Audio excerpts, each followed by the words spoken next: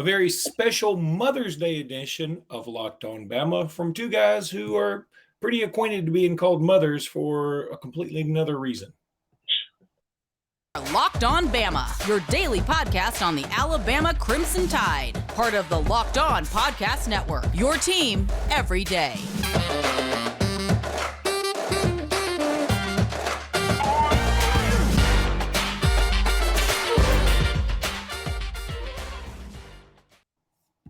Hey, everybody, and welcome back into Locked On Bama. Luke Robinson, that's me. Jimmy Stein, that's him. Jimmy, it's Mother's Day, and we should say Happy Mother's Day to all the mothers out there.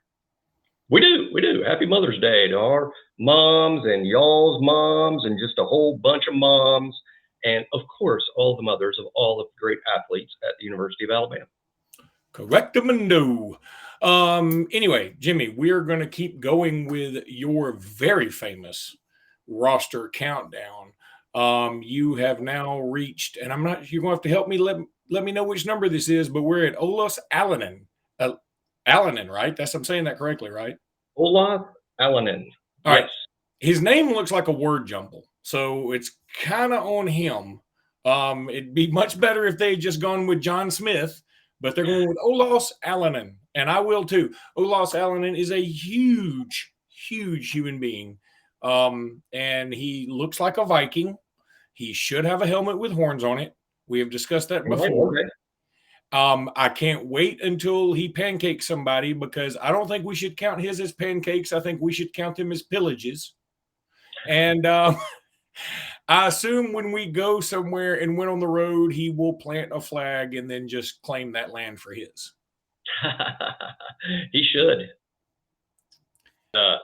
Really just watch his career unfold. I have him ranked, down there around the 83 range, just simply because, again, we're sort of a portion of the ranking where these are all guys I'm projecting to redshirt.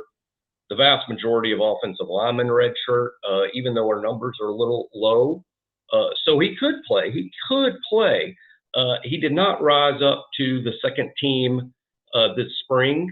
That shouldn't surprise anyone. It means nothing. A freshman's first spring, there shouldn't be any expectations. Some kids defy expectations and logic and mount a run up the depth chart like Caleb Downs, who's going to come way, way, way later in the countdown. But Olaus is a guy I would project a redshirt. Like most linemen, he's going to need some more time working on strength, shedding bad weight, adding good weight. Didn't show up heavy. This isn't really a heavy guy. Actually carries his weight. He's just going from Connecticut private school ball to the SEC. So the real adjustment, Luke, for Olaus isn't, boy, you got to get bigger. You got to shed this bad weight. It really has nothing to do with that. I think it's just learning to block human beings as large as he is, learning to block human beings that are track athlete fast. And it's a heck of an adjustment period. It's sort of like baseball when you've been hitting 65-mile-an-hour fastballs as well as anybody in the whole country, and today's the day you step in, and now you're going to face somebody that's throwing in the mid-80s instead of the mid-60s. You have to make an adjustment. You're not just gonna start spraying the ball all over the place. There's an adjustment you need to make when the ball's pitched that much faster, and that's really a great analogy for what guys like Olaus is dealing with when they're coming from a high school where they just didn't play with or against the sort of athletes you see in the SEC. So I think you can call it a redshirt year. It really is sort of an adjustment period, I think, for Olaus, and that's what's going to happen next fall and probably into next spring. And I think we'll really know what we have with him by the end of next spring, not even this year. Yes, I'm muted. Happy Mother's Day. He's from the Loomis Chafee School, which sounds more like somewhere we would get the band harmonica player from, not an offensive lineman who's 6'6", 315. Now, he may play the harmonica. I don't know. But and he was the number 1 ranked player in Connecticut. That's in Windsor, Connecticut. I think there's a casino there. Is there a casino there? I think when you go to a high school, and the high school name starts with the, You're you're talking about a pricey play. It's a pricey. That THE word, it's pricey when it comes to high school. Yeah. So he goes to one of the schools, and those are spectacular academically and very pricey. The is a very pricey noun signal. There's no doubt about it. Did you hear the song about A and the, all, any, most, each, every few? Oh God, I think I screwed up the song. But those were all like, and those what which are noun signals. Did you ever learn that in school? No, that was that one of those Saturday morning No, cartoons. that was I like am a we bill on literally learned that in Capitol Hill. school. Oh, My I school didn't. did not have a the in it. Mine didn't have an A in it. Yeah, I Like, didn't go. I didn't go to school. my school didn't have a the; it had an A. It was like, Luke, you're going to a school. A school. um, that's offensive, I'm sure, to people who taught me, but I'm sorry. They don't think they watch this podcast. I'm so old. They're probably all past anyway. But yeah, so he's 6'6", 315. He was number 161 player in the country, the number 14 offensive tackle in the country. That's pretty wild. Number one player in Connecticut. Is it the only time we've ever signed the number one player in Connecticut? I would say it's if we've done it before, this has to have been like the second time. I mean, I'm pretty sure it's the first. I mean, we talked about Idaho and Bear Gatlin the other day, but Gatlin Bear, Gatlin Bear. But I think we've probably signed kids from Connecticut in the past. I would guess we've signed someone. I think. I guess this doesn't count, but I think Josh Jobe may have attended a school in Connecticut his senior season. Obviously, we know he's from South Florida. He ain't from Connecticut. He's really the number one player in Finland. And frankly, we ought to refer to him as that because that sounds infinitely cooler than the number one player in Connecticut.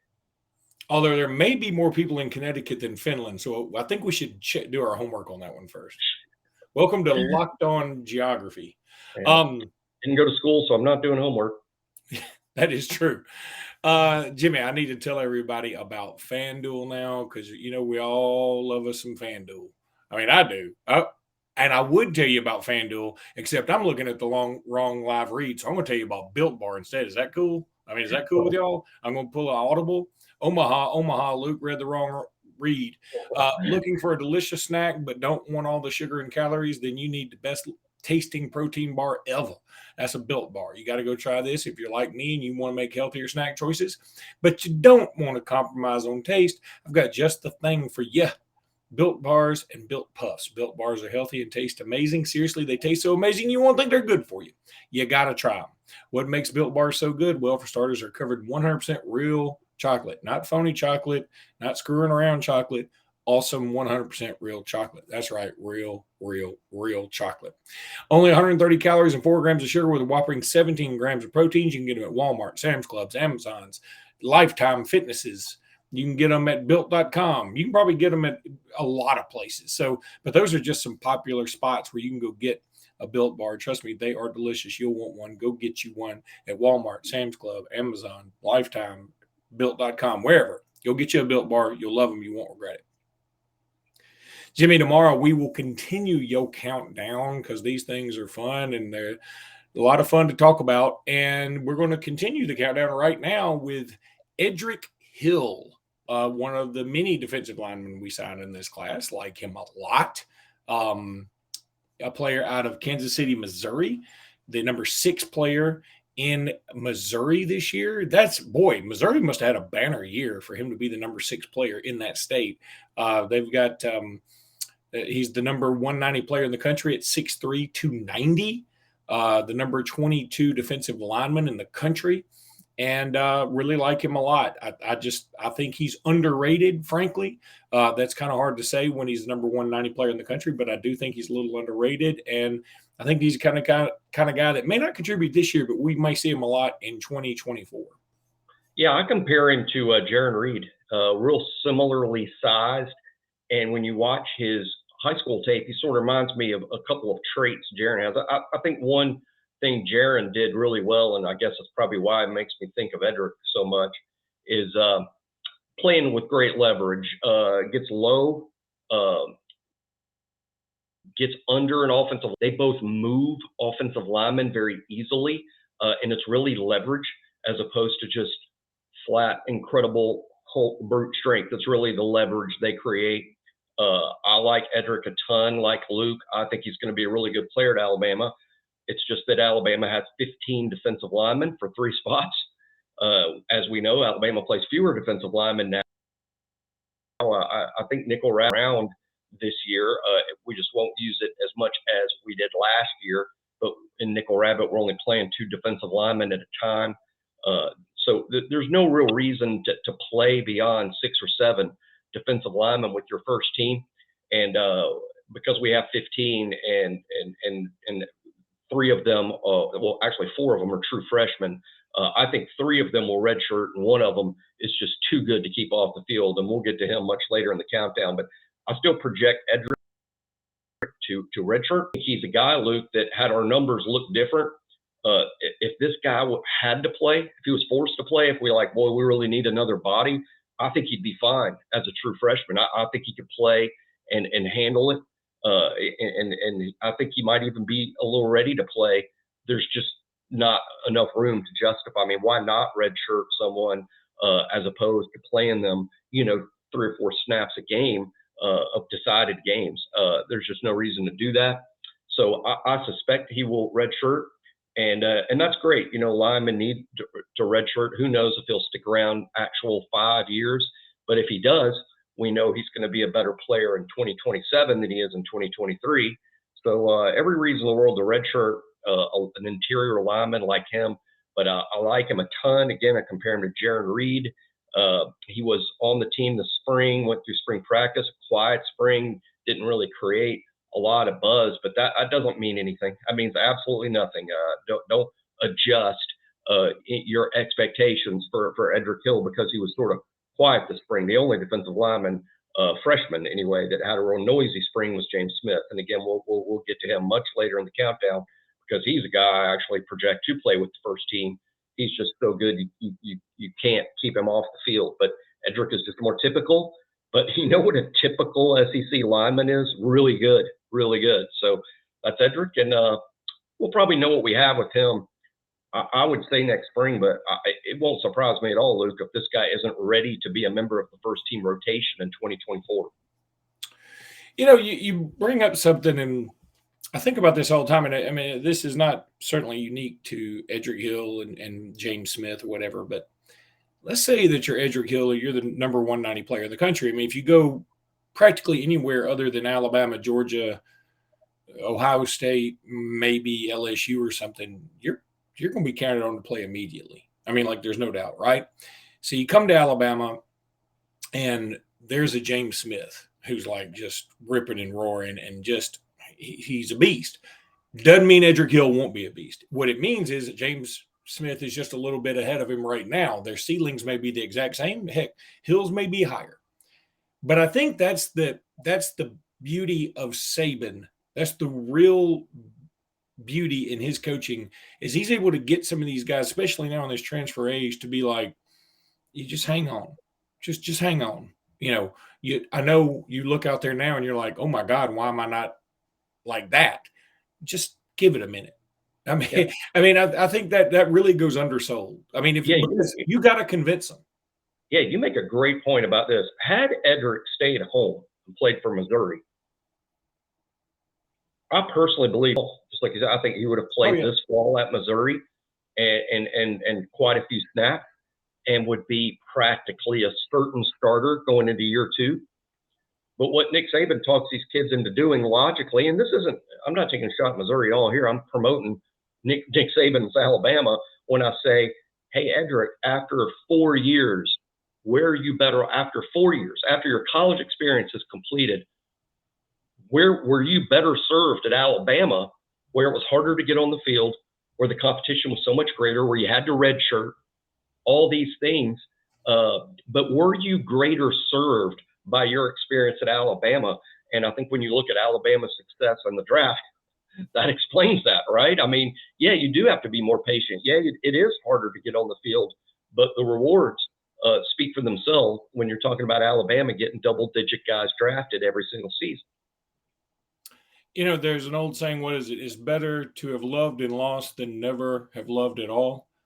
Maybe it's better to have come to Alabama, been beaten out by James Smith, and then eventually won 2 national championships and also become an All-American by the time you're a senior than to have gone to Missouri. Doesn't roll off the tongue, but well, it's hard to get that all on a bumper sticker, but nevertheless, that's readable. I mean, yeah, you could get it all on there. All right, let's take a break, Jimmy. When we come back, we're going to talk about another defensive lineman that's coming into Alabama on your rankings. And we're back. Jimmy, you may not know, but we're counting these down, so we're assuming y'all are doing the number thing. What number is this guy? Jordan Renaud is your next guy up on the rankings. Do you know what number this will be? Yes, I do. Jordan Renaud is number 81. Keep in mind, we've now ranked 89 guys because there's 89 guys that may or may not be on scholarship that are significant players on the team. So really the initial ranking, Tony Mitchell was the very first guy we mentioned on the ranking. We put him at the end. So Tony's 89. We're now at Jordan Renaud, who is 81. And, Jordan's redshirting, I think, for a little different reason than Edric. They play the same position. I'm a tad higher on Renaud, just a tad. That's why he's just one spot ahead of Edric. I like both of them a ton. I like Jordan a lot too. Now, Jordan's redshirting for the typical reason you redshirt a freshman. He's got to get bigger. I mean, he's the smallest guy in the defensive line room in terms of weight. Jordan reported at 6'4", 261. That's a little jack-sized, frankly. Now, we believe Jordan Renaud is going to grow to be a 290-pound player, and he'll be one heck of an athlete. If he retains as he grows larger, what a heck of an athlete he would be on the interior. That's the hope, is that he gets significantly bigger. And let me tell you, I'm not comparing him to Jonathan Allen, but at the same age, at the same stage, roughly the same size, roughly. So Renaud can be a Jonathan Allen level type athlete playing on the interior defensive line. That's what you're hoping. So with Renaud, to me, he's a certain redshirt, even though I think he is a high-end prospect. I would consider him, frankly, national top 50, top 60 myself. That's how high I am on him. But there's a big but here, and that's that he's got to grow. He's got to grow at 6'4", 261. He's a tweener. He's just a step slow to be a jack linebacker at 261. He's a little small to be a defensive lineman. So he's going to have to grow, and that's why your redshirt, Jordan. We might not really for maybe 2 full years of hitting the weights and eating the right things, and hopefully he gets up to one day we're talking about a 6'4", 290-pound player, and he could be the best athlete in that defensive line room. So really excited about Renaud, natural pass rusher. Dad's a coach, smart kid, hardworking kid. And I don't think we'll see him this fall, but he could be a special player. He could be one of these first-round picks. I think that's a reasonable projection for him. Jimmy, you've got him only one spot lower than Edric Hill, but on your cohorts over there on 3 have him in the top 75 players in the country, whereas Edric Hill is in the top 175 players in the country. I just find that moderately interesting. I mean, I think maybe some other things have come to light to make you think he's either Renaud has come down a little bit or Edric Hill has come up a little bit. No, that's just the nature of this ranking. The nature of this ranking is about, I'm not ranking the talent level on the team so much as I'm ranking these are the best players on the team in 2023. And that's why these guys are down here. Look, I believe they're going to redshirt. Therefore, we won't really see them in 2023. Therefore, the freshmen that are redshirting are the lowest rated guys on this list because I just don't think you'll see a lot of them in 2023. Now, I've got a couple guys this week. I'm preparing myself for the onslaught, but I've got a couple of guys redshirting that, frankly, might get a lot of our viewers mad at me. As if you can get mad at me over a projection, but some might. But I've got a couple of guys redshirting that might surprise some people. But keep this in mind about redshirting in 2023. It's different than in the past. You can play in 4 games and the bowl game. So these guys that I'm saying are redshirting, we very well might see them this fall, at least in some games. Yeah, and look, I mean, who knows with injuries, and who knows who's going to develop in the fall. I mean, look, that's the thing about some of these guys that come in as freshmen. James Smith sort of hit his stride. I mean, in terms of physical development and aggressiveness or whatever. Maybe some of these other guys, they take them another minute to mature a little bit more. I mean, who knows? And after a summer of Alabama workouts and food and things may get a lot better for them. Really quickly, shout out to the baseball team. They're about to tip it off or tee off or whatever you do with baseball here against Texas A&M to try and take the series over there. I think it's rained out. What? I believe it's rained out. Did that just happen? Oh, I don't know. Yeah, I mean, it's a long game. They bumped it to noon, and then 30 minutes later said, never mind, it's not going to be at noon. The forecast was horrible, so it's not going to be at noon. Then they came back and said, it's canceled. Then they came back and said, wait a minute, it's not canceled. It's on hold. Now we're looking at a window of weather. And then they finally said, no, this just can't be played today. It's not going to be played. So I kind of lost interest, frankly. It had changed so much. Well, still, so that means that Alabama just gets out of there with a 1-1. 1-1, and I'll tell you, it's not. I mean, I guess it's better than losing. They played today and lost, but it hurts Alabama a little bit. I think no SEC team has made the tournament unless they had at least 14 conference wins. Now for Alabama to get 14 wins, they got to sweep Ole Miss. So that's why not playing today really hurt Alabama. Hopefully the committee will take into account Alabama had a game rained out and didn't play the full SEC schedule. And I think the SEC office, Luke, because of this, needs to look at a different rain policy in the sense that, hey, I know these kids usually have school and it's expensive to stay another night when you didn't plan it, but this game should be played on Monday in College Station, and apparently that's not allowed in SEC policy, so Alabama will be heading home. But I think both these teams would like to play this game. Yeah, I mean, A&M, they were going to build an indoor baseball stadium, but they're using all that money to buy out Jimbo next year, I think. So, all right, that's going to do it for today's podcast. We will be back tomorrow with more ranking stuff and more randomness. So, again, happy Mother's Day to everybody out there. I've got a mom. I'm married to a mom. And I've got an ex-wife who's a mom. So, happy Mother's Day to all of you. Anyway. Roll Tide, Mom. Roll Tide, everybody.